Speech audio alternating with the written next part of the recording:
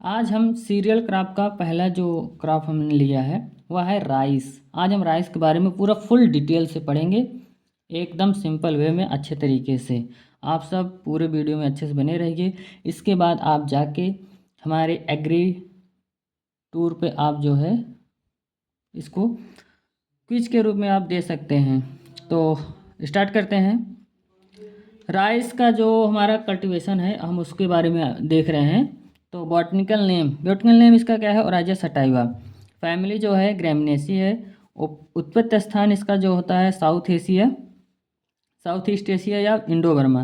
ज़्यादातर south east Asia हम देखते हैं, इंडो बर्मा भी कहीं कहीं हमें दिख जाता है। तो क्रोमोसोम नंबर इसका जो होता है हमारा 2n, इसका 24 होता है।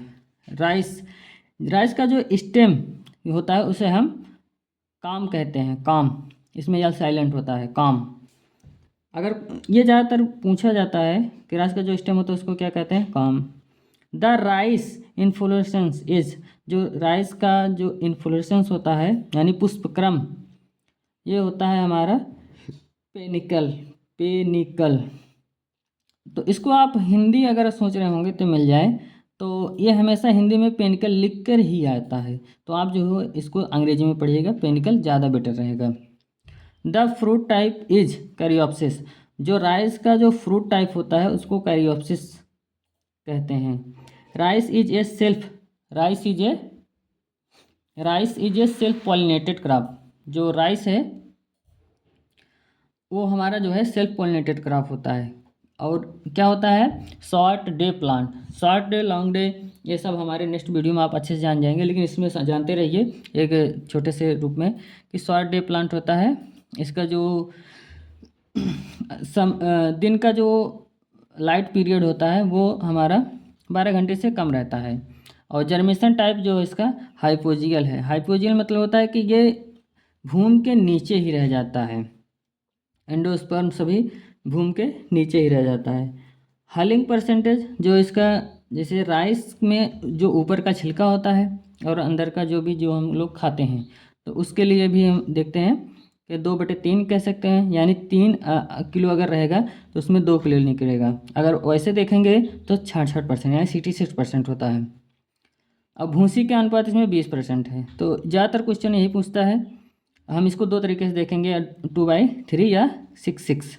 या हम इसको देखेंगे कि हम भूसी का जो अनुपात होता है, जो उसके हल निकलते हैं, तो वो हमारा होता है 20%। Protein is white rice. White rice मतलब जानते हो कि जब हम उसको जो है हलिंग करते हैं तो ऊपर का जब छिलका हट जाता है तो उस समय उसके अंदर जो प्रोटीन होता है 6 से 7% तक होता है।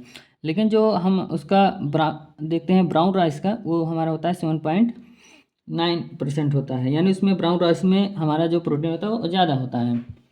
अब हम देखते हैं next line, the main protein. जो उस राइस में जो प्रोटीन पाया जाता है उसको हम लोग कहते हैं ओराइजिन प्रोटीन। और गेहूं में कौन सी प्रोटीन पाई जाती है आप लोग कमेंट करके जरूर बताइएगा। Highest nitrogen loss in rice field. आप ये जानते हैं कि ये राइस का जो कल्टीवेशन करते हैं ये वहाँ पे जहाँ पे वाटर लॉगिंग होता है वहाँ पे हम करते हैं राइस का, तो उसमें जब यूरिया डालेंगे तो वो लेचिंग के थ्रू या अन्य क्रिया के थ्रू जो है लॉसेस हो जाते हैं। तो राइस जो है सबसे ज़्यादा, इसीलिए राइस में हम किस प्रकार के नाइट्रोजन का उपयोग करते हैं ये कमेंट में जरूर लिखिएगा, बाकी तो हम आपका आंसर देंगे ही।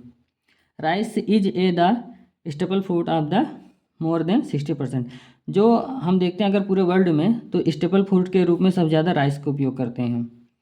और अगर हम अपने साउथ ईस्ट एशिया की बात करें तो यहाँ पर 90% जो होता है ग्रो करते हैं और यूज भी इसका करते हैं, कंज्यूम भी करते हैं। और इसका सबसे ज़्यादा एरिया भी यही है, साउथ ईस्ट एशिया या एशिया। नेक्स्ट देखते हैं इसमें क्या है। धान में एरोमा, जो उसका जो सुगंध होता है वो किसके कारण होता है? 2-एसेटाइल ए पैरोलाइन या एल्कोहल कह भी सकते हैं, लेकिन ये सबसे सही यही रहेगा, एसेटाइल पैरोलाइन का। डॉर्फ जीन, ये जानते हैं कि जो पहले धान थे वो बहुत लंबे लंबे होते हैं, फिर उसके बाद उसमें हाइब्रिड करके कुछ नए जीन को इंट्रोड्यूस किया गया, जिससे हमारा जो है धान बौने होने लगे। तो वो कौन सा जीन था? डीजीवू जीन। डीजीवू जीन के उपयोग से हम लोग क्या बनाने लगे? एकदम छोटे धान को बनाने लगे। Most dominant Beed species in rice, जो हमारे अगर पूछा जाए कि सबसे ज़्यादा बीड जो हमारे लगते हैं राइस के फील्ड में, वो क्या होते हैं?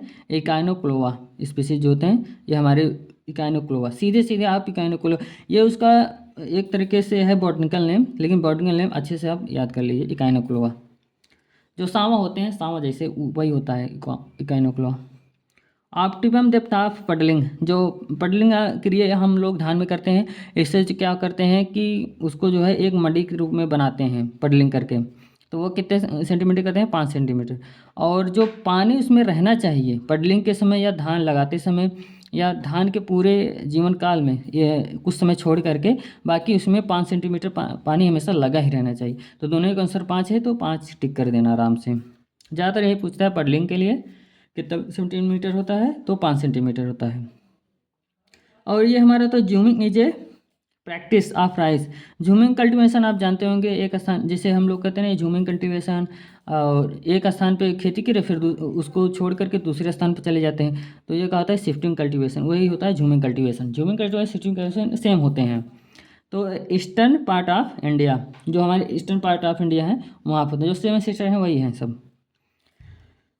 और हमारे देखते हैं regional centre of international, regional centre of international of rice का जो रिसर्च सेंटर है वो हमारा वाराणसी में। अगर देखते हैं इंटरनेशनल जो राइस है ना, ये कहाँ है आप लोग बताइएगा। उसी का जो एक प्रकार से कह सकते हैं ब्रांच जो है हमारे वाराणसी में है, वाराणसी के में है।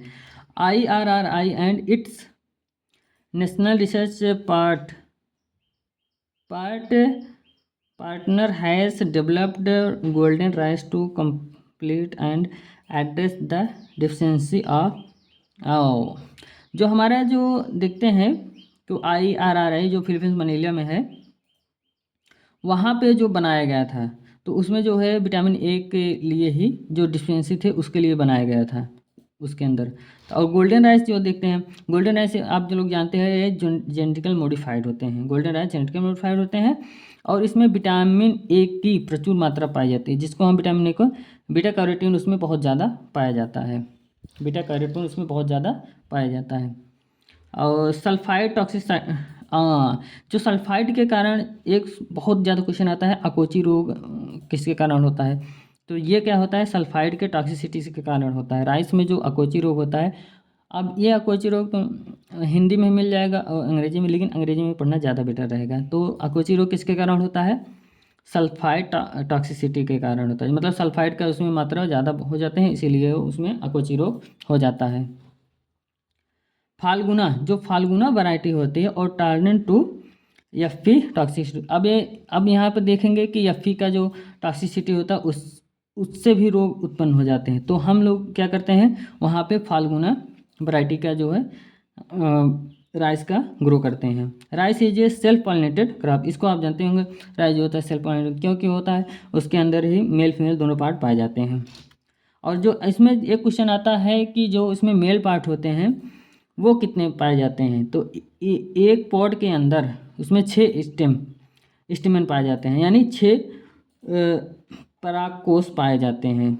जैसे उसमें देखे होंगे कि आज सीड में बात कर रहे हैं कुर्सी फेरी वाले में, ये सरसों की, उसमें देख रहे हैं कि 6 पाए जाते हैं, 4 बड़े बड़े और 2 छोटे, वैसे इसमें 6 पाए जाते हैं।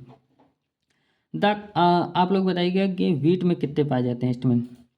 The concept of super rice, जो सुपर राइस का जो कॉन्सेप्ट था वह डेवलप्ड बाय GS खुश, किस सन में दिए थे?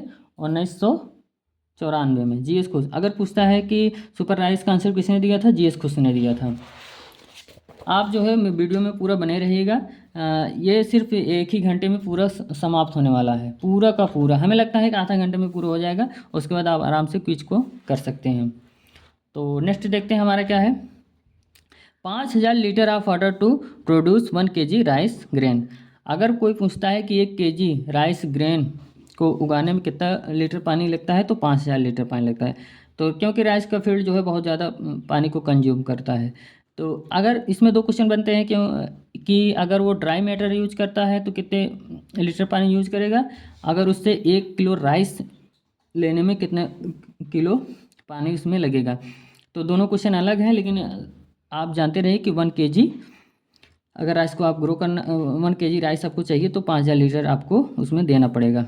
The grain are caryopsis is tightly enclosed by the lemma and palea. हाँ, आप बता रहे हैं जो हल होता है उसका ऊपर जो छिलका होते हैं वो क्या करते हैं, जैसे ये राइस है, राइस के ऊपर एक पतली सी लेयर रहती है जिसको जब इसमें मिलिंग करते हैं तो ये राइस का हट जाता है, तो वही होता है हमारा लेमा और पेलिया।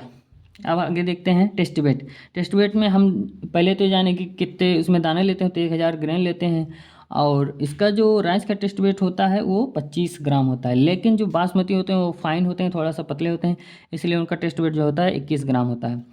अब हम देखते हैं इसके जो है वैरायटी कौन मतलब कौन कौन सी स्पीसीजें हैं जो हम लोग ग्रो करते हैं। तो ओराजेआ सटाइवा जो हम लोग ग्रो मेनली करते हैं वो 3 वैरायटियाँ अपना देती हैं, उनकी हैं। पहला है इंडिका और जापोनिका और जवानिका। इंडिका आप समझ गए होंगे नाम से ही कि ये हमारे इंडिया में ग्रो करते हैं मेनली। तो ये जो है ट्रॉपिकल राइस होते हैं जो ग्रो करते हैं इंडिया में। ट्रॉपिकल राइस समझ गए हैं। और ट्रॉपिकल सब ट्रॉपिकल टेम्परेट इनका भी एकदम अच्छे से आप जान लीजिए इसके अंदर कौन कौन से आते हैं। जापान का ये नाम से ही पता है कि ये जापान में होगा, लेकिन ये सब ट्रॉपिकल राइस हैं। कौन से हैं? सब ट्रॉपिकल राइस हैं। जबकि इसको इंडिया में जो होते हैं ट्रॉपिकल सब ट्रॉपिकल दोनों में ग्रो करते हैं आसानी से इरिगेशन सिस्टम करके।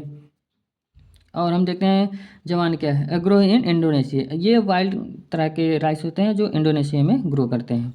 और इसका देखते हैं क्लाइमेट क्या होता है। Rice crop needs a hot and humid climate. ये क्वेश्चन बहुत बढ़िया पूछता है कि राइस का जो कल्टीवेशन होता है वो कहाँ होता है, हॉट एंड ह्यूमिड क्लाइमेट में होता है।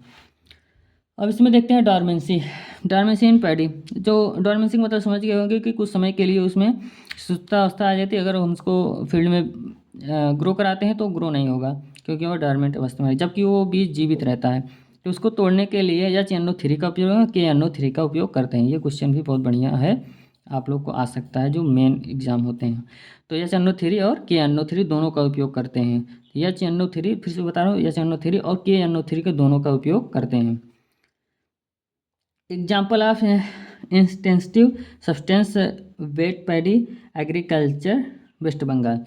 हाँ, अब देखते हैं सस्टेनेबल जो एग्रीकल्चर हम करते हैं उसमें क्या करते हैं कि हम लोग ज़्यादातर उसमें अपना ही सब कुछ योगदान दें। जैसे बैलों का योगदान ज़्यादा रहेगा और हल का योगदान ज़्यादा रहेगा, ज़्यादा मैकेनिज्म ज़्यादा टेक्नोलॉजी उसमें यूज नहीं करेंगे, उसको कहते हैं सस्टेनेबल एग्रीकल्चर या इंटेंसिव सस्टेनेबल।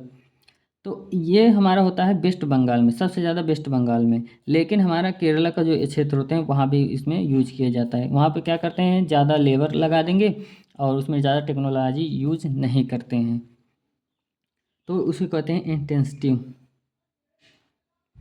इंटेंसिव। और अब देखते हैं संकर चावल उत्पादन के लिए GA3 हार्मोन्स का सबसे महत्वपूर्ण है। चावल उत्पादन करने के लिए GA3 ये एक प्रकार की हार्मोन है, जिब्रेलिक एसिड है, जो हम कहाँ यूज करते हैं। ऐसे पूछता है कि चावल के उत्पादन संकर चावल उत्पादन में कौन सा हार्मोन को उपयोग करेंगे, तो GA3 का उपयोग करेंगे। और टेम्परेचर बहुत बढ़िया है, इसको अच्छे से याद करना है। तो जो हमारा मैक्सिमम टेम्परेचर है यानी इतने तक हम ग्रो करते हैं, इसके बात करेंगे तो प्रोडक्शन में बहुत ज़्यादा कमी आएगी, लॉस होंगे। तो 36 से 38 अंश और मिनिमम कितना होता है 10 से 12। लेकिन इसका ऑप्टिमम पूछा जाए जो वेजिटेटिव या उससे पहले के अवस्था में होते हैं वो 30 से 32 के बीच में होते हैं। तो 30 हम देखते हैं। आप लोग जो है पूरे वीडियो में अच्छे से बने रहिएगा, क्योंकि ये पूरा चैप्टर जो है और बेस्ट चैप्टर जो है पूरा हम लेके इसमें पढ़ाएंगे और इसमें से जाके आप टेस्ट दीजिएगा। तो नेक्स्ट देखते हैं क्या है, सॉयल इसका कैसा होना चाहिए था। इसको आप समझ चुके होंगे कि जहाँ पे पानी लगेगा वहीं पे हम करेंगे, इसीलिए हम जो है बलुई मिट्टी में नहीं कर सकते हैं क्योंकि पानी बहुत ज़्यादा चला जाएगा। तो हम इतना पता है कि क्ले इसके लिए बेस्ट है, क्ले जो है इसके लिए सबसे बेस्ट है, लेकिन जो क्ले लोम होते हैं वो भी इसके लिए बेस्ट होते हैं। और देखते हैं इसका जो पीएच होता है वो कितना है, 5 से, यानी ये एसिड, देखो यहाँ पे लिखा है acid soil is a good for rice cultivation.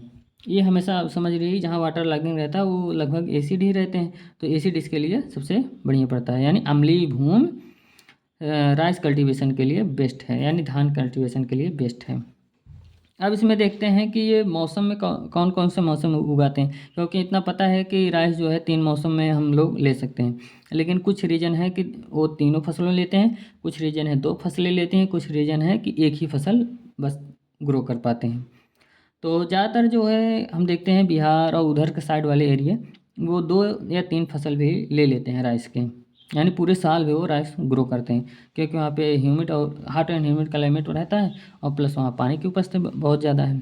तो देखते हैं सोइंग टाइम, सीजन और हार्वेस्टिंग, इसका हार्वेस्ट कब करेंगे, एरिया अंडर राइस, कौन से राइस जो है सब ज़्यादा कितना क्षेत्र उसके लिए कवर किया गया है। अस अमन बोरो, इसको याद करने का तरीका आप जान लीजिए, अस अमन बोरो, अस अमन बोरो, और इसका मा जा नू, अस अमन बोरो। अस का जो सीधे सीधे पूछेगा, अस का जो सोइंग टाइम हो कब है, मई, और अमन का कब है, जून जुलाई। जो हम लोग मोस्टली इधर यूपी के साइड में ग्रो करते हैं वो हमारा होता है अमन, अमन में हम लोग ग्रो करते हैं। ये विंटर क्यों लिखा है, अब सोचेंगे कि ये तो विंटर में तो इसको काटते हैं, तो सही बात है, जब इसका जो हम लोग फ्लावरिंग समय होता है तो उसी के हिसाब से हम उसको सीजन को डिसाइड करते हैं।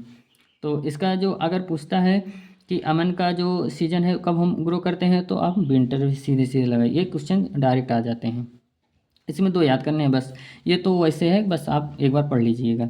तो जो अस है वो 7% क्षेत्र पे उगाया जाता है, अमन है वो 84% पे उगाया जाता है, और ये हमारे बोरो हैं ये 9% पे एरिया में हम लोग इसको ग्रो करते हैं। तो इसका आप देख लिए हैं कि सोइंग टाइम क्या है, अच्छे से याद करना है। और बोरो का जो सीजन है वो कौन सा रहता है, ये समर सीजन है, समर, ओके। और मई, जून और नवंबर, ये हम अमन बोरो को यूज करते हैं। और सीड रेट देखते हैं, सीड ब्रॉडकास्टिंग में हमारा 100 kg लगने वाला, सीधे आप खेत बनाएं और उसमें थोड़ा सा नमी और प्लस उसको प्लेवा कर देते हैं, तो उसमें हम डायरेक्ट सीड ड्रम के द्वारा उसमें सीड बो देते हैं, तो उसमें 100 kg लगता ही लगता है। और सीड ड्रिल के द्वारा अगर हम बोते हैं तो 60 kg लग जाएगा। और जो हमारे हाइब्रिड राइस हैं ये सब ट्रांसप्लांटिंग वाले हैं, ये सब ट्रांसप्लांटिंग, ये आप डायरेक्ट सोइंग करेंगे। अब हमारे जो हाइब्रिड राइस हैं ये 15 से 20 kg तक लग जाता है, और जो डेपोंग मेथड है उसमें हम 1.5 से 2 kg पर मीटर स्क्वायर में इसको हम ट्रांसप्लांट, जैसे हम इसको नर्सरी जब डालेंगे तो इसका एरिया है 1 मीटर में इतना डालेंगे, ओके। अब आपको बताना है कि उसके लिए हमें कितना सीड चाहिए। SRI सिस्टम में कितना है, 5 से 6 kg, ये हमारे 1 हेक्टेयर के लिए है, 1 हेक्टेयर के 5 से 6 kg एकदम पर्याप्त होता है। जो IR8 है हमारा और जया है, इसके लिए भी हम लोग 40 से 45 kg हम यूज करेंगे। जो हमारा जया है और IR8 है, या इसके लिए हम कितना सीड यूज करेंगे, डायरेक्ट पूछता है जय के लिए कितना है। अब आप जो है सोचेंगे कि हाइब्रिड है ये वो है कि इतना लगा दें, नहीं, आपको जो है जय के लिए सीधे सीधे इसमें दिया गया है कि 40 से 45 आप जो है kg उसके लिए उपयोग करेंगे। अब हम देखें ट्रांसप्लांटिंग, SRI अगर मेथड से आप कर रहे हैं तो 10-12 दिन में आप जो है ट्रांसप्लांट उसको कर देंगे, मतलब 10-12 दिन में वो तैयार हो जाती है। और डेपोंग मेथड में अगर देख रहे हैं तो 11 से 14 दिन में वो तैयार हो जाएगी। और ऊसर अगर भूमि है आपका, ऊसर भूमि, तो उसके लिए आप 35 से 40 दिन रुक जाएंगे, फिर उसका ट्रांसप्लांट करेंगे। और समान रूप से अगर देखा जाए 20 से 30 दिन में, जो न तो SRI न तो डेपोंग, तो आप जो है 20 से 30 दिन में आप उसको ट्रांसप्लांट कर देते हैं, मतलब 1 महीने से पहले ज़्यादा वो कड़ा ना होने पाए।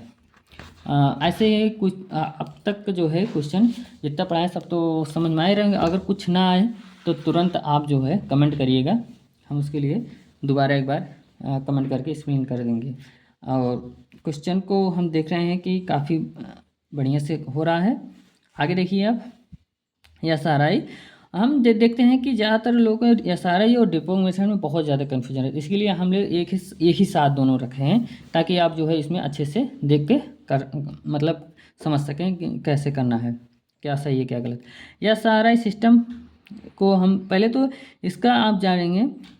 एसआरआई सिस्टम में क्या होता है, intensification, system of rice intensification, system of rice intensification. और डेपोंग मेथड या इसको मैट नर्सरी भी कहते हैं। इसको मैट नर्सरी क्यों कहते हैं भी पता चल जाएगा डेपोंग मेथड को।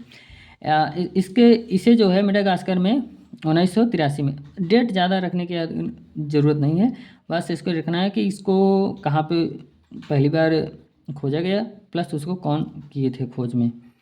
तो फादर हेनरी लुनानी ने किए थे। अब देखो श्री है तो श्री किसके लिए लगाते हैं, फादर के लिए, तो श्री फादर, तो ऐसे हम लोग याद कर सकते हैं कि फादर हेनरी लुनानी ने किया था। डेपोंग मेथड में आप देखते हैं या फिलीपींस में इसका जो है खोज किया गया, और IRI जो हमारा इंटरनेशनल राइस रिसर्च इंस्टीट्यूट है वहाँ फिलीपींस मनीला में, उसमें यह खोजा गया था। भारत में सबसे पहले तमिलनाडु में उगाया गया, मतलब इसको जब इंट्रोड्यूस हुआ इंडिया में तो सबसे पहले वो तमिलनाडु में। एसआरआई सबसे पहले कहाँ आया था, तमिलनाडु। सीधे ही से क्वेश्चन आता है कि एसआरआई कहाँ से आया, कहाँ सबसे उपयोग किया गया, तमिलनाडु। दूसरा हमारा है देखते हैं डेपोंग में भारत में सबसे पहले कहाँ, आंध्र प्रदेश में, सबसे पहले कहाँ, आंध्र प्रदेश में। और इसमें पौधे 11 से 12 दिन में तैयार हो जाते हैं, और डेपोंग में 11 से 14 दिन में तैयार होते हैं। इसमें बीज दर आप देख रहे हैं 6 kg के आसपास लगेगा, और एक ही पौधे को लगाते हैं। और इसके जो पौधे से पौधे की दूरी होती है 25 × 25 की दूरी पर लगाते हैं। और इसमें देखिए सीड रेट क्या है, 75 से 90 kg लग जाएगा। आप जानते हैं कि 1 से 2 kg पर मीटर स्क्वायर में लगेगा, तो इसी के हिसाब से 25 से 30 मीटर उसमें लगेंगे, तो आराम से उसमें 75 से 90 kg लग ही जाते हैं। और इसमें जो है एसआरआई में कम बीज लगते हैं, लेकिन इसमें तो वैसे सेम लग रहा है क्योंकि 90 के आसपास लग जाता है। और अधिक उत्पादन देता है और जल की बचत करता है कौन, एसआरआई। लेकिन हमारा जो डेपोंग मेथड ये क्या करता है, सीमित स्थान पर बोते हैं, जिसके पास जगह कम है तो वो हमें डेपोंग मेथड अपनाना चाहिए बिना मिट्टी के। और ये क्वेश्चन बहुत फेमस है कि एसआरआई सिस्टम और डेपोंग में कौन सा बिना मिट्टी के उगाया जाता है, तो हम डेपोंग मेथड बिना मिट्टी के उगाते हैं। मेज़वा बनाने के लिए पर बोते हैं या पॉलीथीन या फर्श के ऊपर, हम ज़्यादातर मेज़वा बनाना। एक बार ऐसे क्वेश्चन आया था कि बनाने के लिए पे कौन सा राइस का जो नर्सरी है कौन सा नर्सरी यूज करते हैं, तो हमें डेपोंग मेथड पर उस पर क्लिक करना था। और इसमें से 100 से 150 मीटर स्क्वायर की आवश्यकता होती है, लेकिन आप इसमें बताए थे कि इसमें 25 से 30 मीटर की आवश्यकता होती है नर्सरी डालने के लिए। इसमें पौधे स्थान में लगे होते हैं, जो इसमें पौधे होते हैं जैसे नर्सरी जो डालते हैं तो कम ही क्षेत्र में हम डालते हैं। तो आप डेपोंग मेथड और एसआरआई दोनों समझ में आ गया है। एसआरआई का फुल फॉर्म होता है system of rice intensification, system of rice intensification. अब आप आगे देखते हैं मैन्योर और फर्टिलाइजर में, तो वह फार्म यार्ड मैन्योर FYM जो हम इसमें यूज करेंगे वो हम करेंगे 250 से 300 क्विंटल प्रति हेक्टेयर, NPK 100, 60, 120 या 120, 60, 50 ऐसे करके यूज करेंगे। ये होता है कि वहाँ के अपलैंड और लो लैंड और ये सब की बात करते हैं ना, तो उसमें लेकिन ज़्यादातर 100, 60, 50 का रेशियो रहेगा यही। राइस के खेत में अमोनियम सल्फेट ही सबसे बढ़िया उर्वरक है। अगर आप नाइट्रोजन उसमें दे रहे हैं तो अमोनियम सल्फेट के रूप में आप उसमें देंगे। ये आप जानते हैं कि नाइट्रेट के रूप में सभी पौधे जो है नाइट्रोजन नाइट्रेट के रूप में लेते हैं, लेकिन राइस जो है ये अमोनिकल फॉर्म में लेता है। आप समझ गए ना, तो इसमें अमोनिकल फॉर्म के रूप में हम देंगे। ये क्वेश्चन ऐसे बहुत बार आ जाता है कि नाइट्रोजन अगर हम देना है किस ग्रुप में देंगे, तो अमोनिकल फॉर्म में देंगे। ऑक्सीडाइज लेयर और रिड्यूस्ड लेयर ये क्या होते हैं, जैसे हम धान का पौधा लगाने जा रहे हैं तो एक खेत में जैसे लगाएंगे तो उसका एक क्षेत्र होता है, तो वो क्षेत्र में ही हम उसका ग्रो कराएंगे। तो उसके नीचे जो है हार्ड पैन रहता है तो कुछ सेंटीमीटर पे, तो जो उसके नीचे रहता है हार्ड पैन उसको कहते हैं रिड्यूस जोन, और जो ऊपर वाला भाग होता है उस खेत का वो हम कहते हैं ऑक्सीडाइज जोन, जिसमें हम 2-3 सेंटीमीटर तक लेते हैं और धान का पौधा 2-3 सेंटीमीटर के गहराई पे लगाते भी हैं। यानी जब अगर पूछेगा कि धान का पौधा कितने सेंटीमीटर लगाते हैं, कहाँ लगाते हैं, तो ऑक्सीडाइज या रिड्यूस, तो हम बोलेंगे ऑक्सीडाइज जोन में लगाते हैं।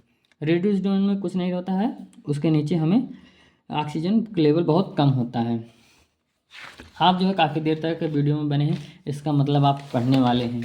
तो आप देखिए इसका पूरा फुल डिटेल से और आराम से जाइएगा क्विज पे, अपना टेस्ट कीजिएगा, उसके बाद बताइएगा कैसा लगा आपको।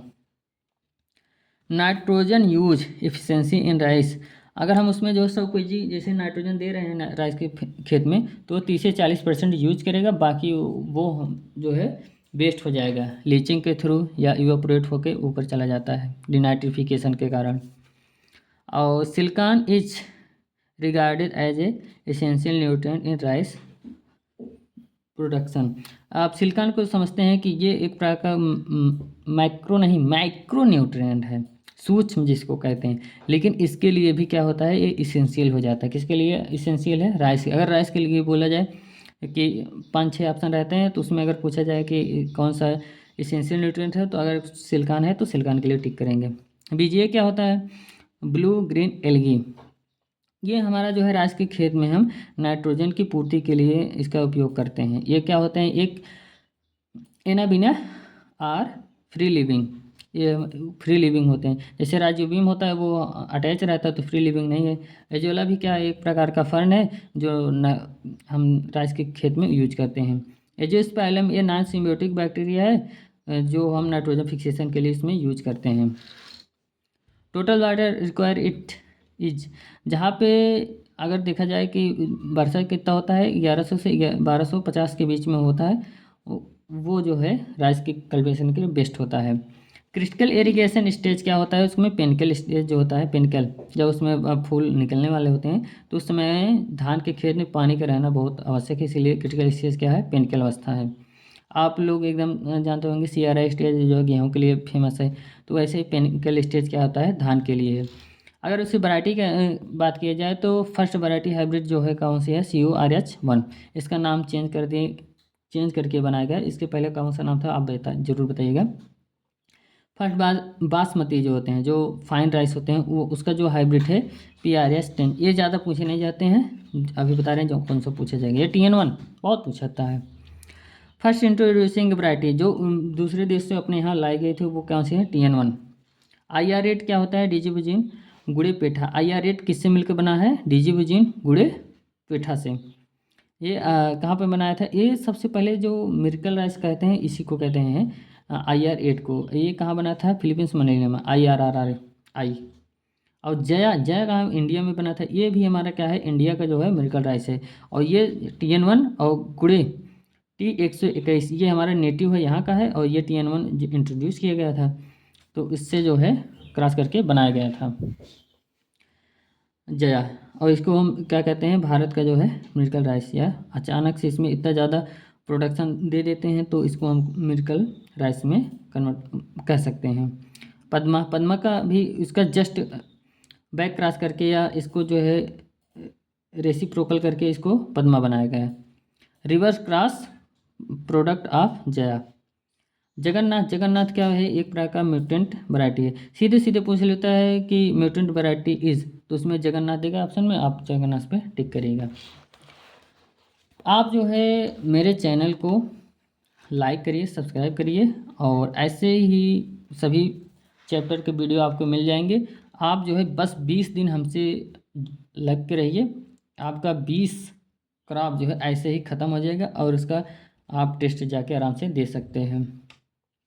अब अगला देखते हैं पर बॉइलिंग ऑफ राइस। पर बॉइलिंग क्या होता है कि जैसे हम क्या करते हैं कि धान लेते हैं और उसको हस्क सहित, मतलब उसके छिलके भी लगे रहते हैं, उसको दोनों का सहित जो है हम उसको थोड़ा सा बॉयल कर देते हैं। तो उसमें क्या होता है बॉयल करने से?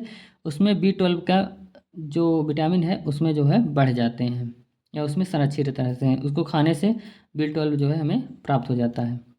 तो सीधे क्वेश्चन आता है पर बॉइलिंग से कौन सी विटामिन जो है संरक्षित होता है या बढ़ जाता है? तो B12। अब हम देखते हैं बुसनी क्या होता है। बुसनी क्या है? एक प्रकार के धान के खेत में एक प्रैक्टिस है। Practice in direct seeded lowland rice, control Beed और 4 से 6 वीक आफ्टर सोइंग।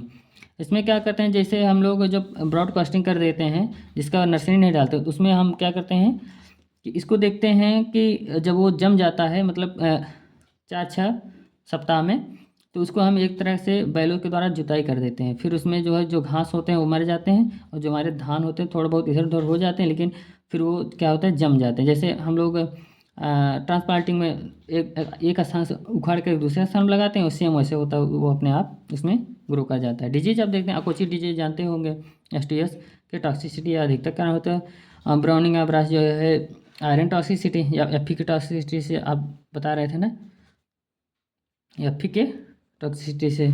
और खैरा डिजीज जानते हैं, YL ने किया था पंतनगर में, उत्तराखंड में, और ये जिंक की कमी से होता है। और डेड हर्ट कौन बनाता है, डेड हर्ट या white ear are caused by yellow stem borer. Yellow stem borer dead heart बनाता है। अगर पूछता है क्वेश्चन डेड हर्ट कौन बनाता है, तो हमारा येलो स्टेम बोरर बनाता है। और किलर डिजीज ऑफ राइस किसको कहते हैं, ये किसके द्वारा होता है, बैक्टीरियल लीफ ब्लाइट को ही किलर डिजीज ऑफ राइस कहते हैं। और टुंगरू वायरस को ही कहते हैं। और बैक्टीरियल लीफ ब्लाइट किससे होता है, जेंथोमोनास और राइजी का नाम होता है। फॉल्स स्मट, ये सीधी से क्वेश्चन रहता है, फॉल्स स्मट किस में होता है, तो गेहूँ धान, तो धान में होता है। और बकनी डिजीज किस में होता है, कि सीधे सीधे धान में होता है। ये सब ऐसे सिर्फ डायरेक्ट पूछते हैं कि ये किस में होता है। और इंसेक्ट की बात करेंगे, इसमें फेमस हैं तो राइस गंधी बग होते हैं, और एक हमारा ये दोनों क्या काम करते हैं, ये वायरस को फैलाते हैं, इसीलिए इसको याद करना जरूरी है। Brown plant hopper. और आप लोग इसको जो है पूरा नोट्स अच्छे से बना के, पूरा नोट्स जितना पढ़ा रहे हैं आप अपने हैंड राइटिंग में लिखना अपने तरीके से, कुछ जो हिंदी और कुछ इंग्लिश का मिक्स करके आप लोग बनाइएगा। और मॉइस्चर स्टोरेज के समय, अभी तो पहले बात करेंगे उसका हार्वेस्टिंग के समय उसका 20 से 25% रहेगा, तब उसको काट लेते हैं। लेकिन जब स्टोर करेंगे तो इसको सुखवाएंगे धूप में, उसके बाद उसको स्टोर करेंगे। कितने पे स्टोर करेंगे, 12 से 14% पे। या आप कहीं उसको MSP पे बेच रहे हैं, तभी वो जाँच करेगा, तो उसका जो है 12 से 14% के बीच ही रहना चाहिए, तभी वो लेगा, नहीं तो आपका MSP पे लेगा नहीं। और पैडी का जो मैच्योरिटी अबाउट, जो पैडी मैच्योर होते हैं या फसल होती है वो 100 से 150 दिन के लिए होते हैं, और अर्ली वैरायटी जो वो थोड़ा पहले हो जाती हैं। ये एवरेज की बात सब हो रही है। यील्ड एवरेज में अगर देखते हैं तो 30 कुंटल होता है। और पंजाब और साउथ, जो हमारे साउथ के एरिया है उसमें भी 55 से 60 कुंटल प्रति हेक्टेयर। पंजाब के आप जानते हैं कि वहाँ पे ज़्यादा ही होता है प्रोडक्टिविटी। और टुंगरू वायरस का जो वाहक होते हैं वो ग्रीन लीफ हॉपर होते हैं। और ग्रासी स्टंट वायरस का जो है ब्राउन प्लांट हॉपर। और इस एकदम क्वेश्चन सटीक से पूछा जाएगा, ग्रीन लीफ हॉपर और ब्राउन प्लांट हॉपर, इसमें कौन सा ग्रासी स्टंट को ले जाता है, तो आप ब्राउन प्लांट हॉपर को ही टिक करेंगे। ब्लास्ट, ब्राउन स्पॉट और शीत, ये सब फंगस के द्वारा होते हैं, जो स्पोर के माध्यम से हवा के द्वारा फैलते हैं। थैंक यू, आप जो है इतना देर तक मेरे वीडियो को अच्छे से सुने। और अब आप जो है सीधे से हमारे क्विज पे जाइएगा, एग्री टूर। आप जो क्विज डाउनलोड किए होंगे उस पर आप जाइएगा, आप आराम से राइस का जो है टेस्ट दीजिएगा। इसके बाद फिर यूट्यूब पे आके उसका फीडबैक दीजिएगा, क्या जो क्वेश्चन पढ़ाएं वो कहाँ से, मतलब कितना सही है क्या है, थोड़ा सा मोटिवेट मुझे भी मिलेगा। Thank you.